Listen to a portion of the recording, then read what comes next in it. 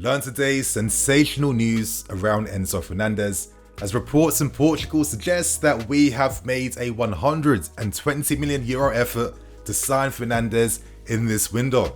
To move on, we have some interesting updates around Rafael Leao and whether we'll decide to sign him in summer or in January. So we have a ton of things to break down and discuss. I hope you guys are still riding that high from today's impressive 2-0 win over Bournemouth.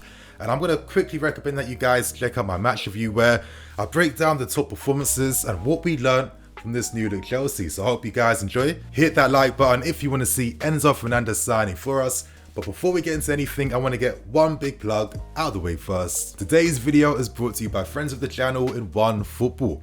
Use OneFootball right now to stay up to date to all the latest post-match news to come out after our impressive 2-0 win over Bournemouth.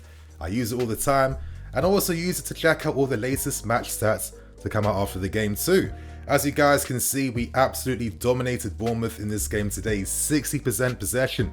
We were strong in the duels. Look at the total shots throughout the game. Shots on target as well too. Definitely rooms for improvement, but this was a very effective and promising game where we looked very dominant throughout. So as I said, you guys, tons of handy features to come out from after the game. Tons of post-match news. Look at the player ratings from sites like Absolute Chelsea, plus many more.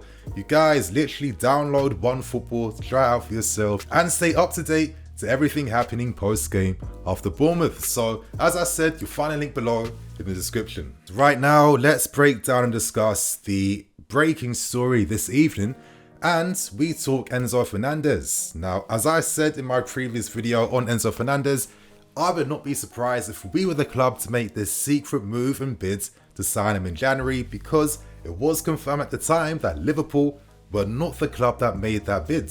Well, it seems like we've got confirmation in today's reports coming out from Portugal, and wow, I'm absolutely gassed, you guys. They've said that we have sent officials to Portugal now to negotiate for Enzo Fernandez. They report that we have offered €120 million to sign Fernandez right now in January. And if this is true, this means one thing. We are ready to exercise this release clause, and all we have to do now is negotiate and entice Enzo Fernandez to sign for us, because we don't have to negotiate with the Benfica boards. We are paying their release clause value. And in my opinion, even though this is an incredible amount of money, I really feel like with this player in particular, he could be worth that value. I don't say that about everyone, but for Enzo Fernandez, I definitely think this guy is worth the money. So as I said, we have sent officials to Lisbon to negotiate for Enzo Fernandez, and the report also states that we are using Jorge Mendes, Todd Bowley's very good friend, the agent of many Portuguese stars, who is kind of acting as an intermediary on behalf of the football club to help us to sign Enzo Fernandez. So right now, you guys, I'm absolutely pumped. I feel like if we can get this deal done, this could be one of the most important signings we've had in God knows how long, because I really feel like this midfield is screaming out for a presence and an authoritative figure, a complete midfield player like Enzo Fernandez. Now we have tons of competition from clubs like Liverpool, from Man United, who are also, as reports are suggesting, could be open to paying the full release clause value to try and entice the player to sign for them. So we definitely have to compete, we have to be ready, and I hope that we have an incredible proposal to persuade him to sign. Now reports in Portugal also state that Fernandez would not mind even remaining at Benfica because he feels like Benfica could actually win the Champions League this season. Now all I want to say is, kids, relax a little bit.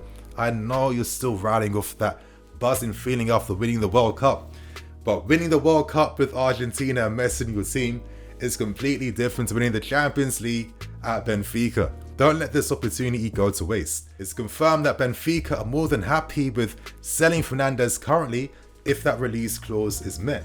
You'd imagine that with that Benfica scouting network, they'll probably find another 2 or 3 more Fernandezes that they'll sell in the future for 100 million plus.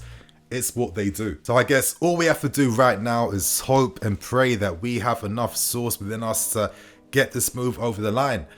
And I think right now, you guys, I want to share some thoughts and opinions. And I think the number one thing is that we have to remember it's going to be a massive battle now to secure Champions League football this season. Us, United, Liverpool, Newcastle, Arsenal, so many.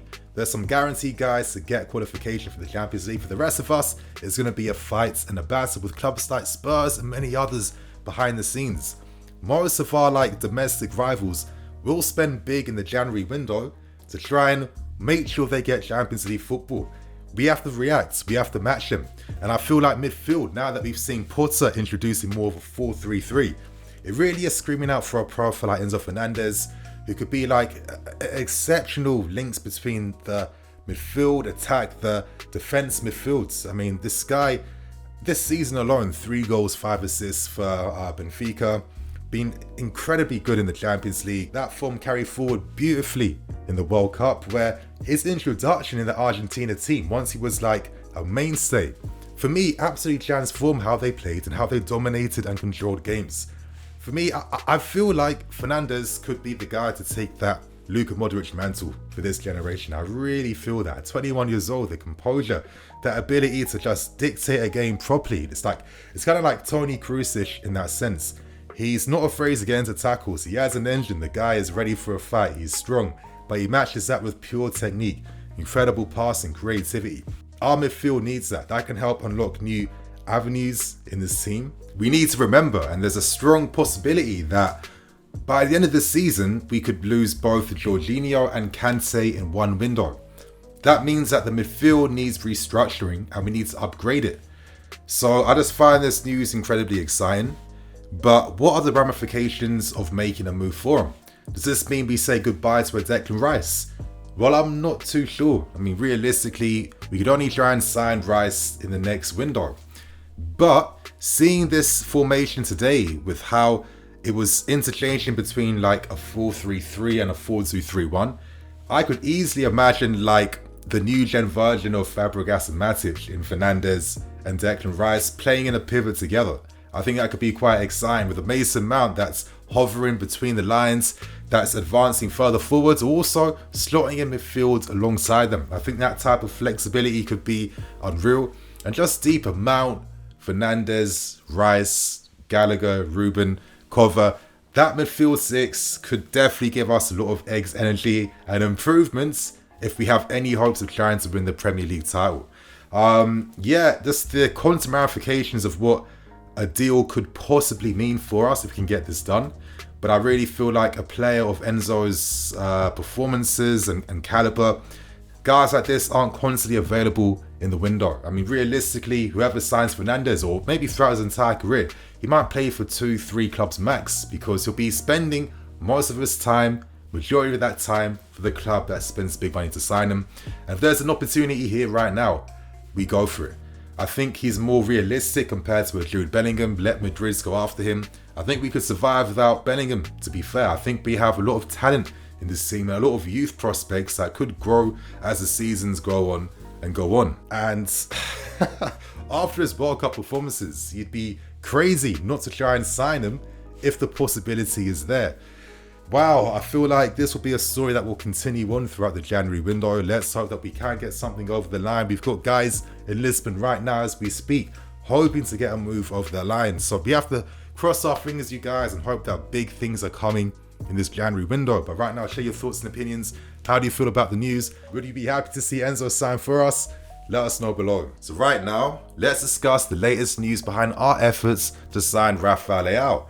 Now, in my opinion, now that we've turned our attentions to signing Badiashile at this point in time, over Gvardiol, are we doing so to be able to spread the costs around, to be able to reinvest throughout the entire team?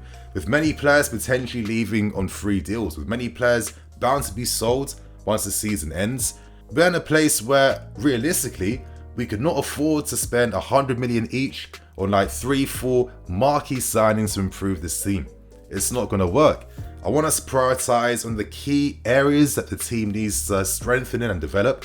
And for me, that is in attack and defense. And maybe this is why guys like Badiashile are being looked at, so there's more funds freed up to make efforts for Leao. Let's hope that's the case. It's just a bit of hypothesizing at this point in time. But anyway, let's discuss the reports coming out from Italy. And they report that probably ideally, Leao would prefer to remain at AC Milan. He feels very settled there. He's very good with his teammates, his fans, his family are very settled too. But the main issue is all the complexities around negotiating for a contract renewal. So what exactly are these complexities? Well, the major big one is the massive debt owed to Sporting Lisbon. Now Leao only earns around 28,000 a week. That's not much.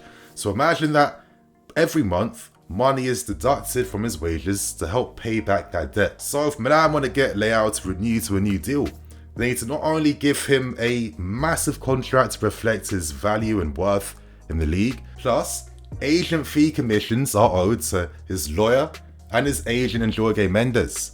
So you can see now why this is incredibly difficult for AC Milan, and they're doing everything they can to find solutions behind this. But regardless, even though Leao would prefer to remain at AC Milan, that doesn't mean that he's not interested or excited by us. Ideally, if he leaves, we will be the club he signs for. He's interested in playing in the Premier League, he's interested in living in London, and he knows that he would earn an absolute fortune playing for one of the most exciting projects currently in European football. So we have a lot in our favour that can potentially sway the player to sign for us, and hopefully sway his agent and Jorge Mendes, because you know Todd Boehly could pay him an incredible amount of money to get these deals over the line. So now I guess the question is, where does this leave us now when it comes to trying to sign Leao in the January window? And I guess realistically there's a minimal chance that a deal could be found in January, and that mainly comes down to AC Milan. Now for themselves, they understand just how much of an important player Leao is, and they want to use the entirety of this season to be able to find a way to get him to sign a contract. They will explore many possibilities, and potentially if they exhaust everything, they would accept defeat and sell Leao in the summer. Now that doesn't technically mean that if we came in with like a crazy offer in January that Milan could be forced to actually have to sell, because he has 18 months left on his deal. Once it goes down to 12 months, that is a dramatic loss in value that Milan would face. So I'm still crossing my fingers a solution can be found in January. It's not seeming that likely though. You'd like to think that something could be found. I mean, Mendes and the fact that Leao is interested in us, there's enough here to possibly get something happening, but it really comes down to Milan accepting defeat. Ideally, I would love if Leao was kind of like, no, it's not going to happen. We're never going to find a solution. I'm going to leave. But realistically, with the respect he has for Milan, that just won't happen. So right now, January's looking very, very small, but summer looks like the key period. And you'd imagine that throughout the entirety before the season ends, we will continue to try and sign Leao over the next few months. So you guys, on that note, I'm going to wrap things up, keep things moving. Thank you for watching. I'm Nini FC. This is BlueLionsTV. I'll catch you guys later with some more videos. Don't forget to watch the match review. Cool.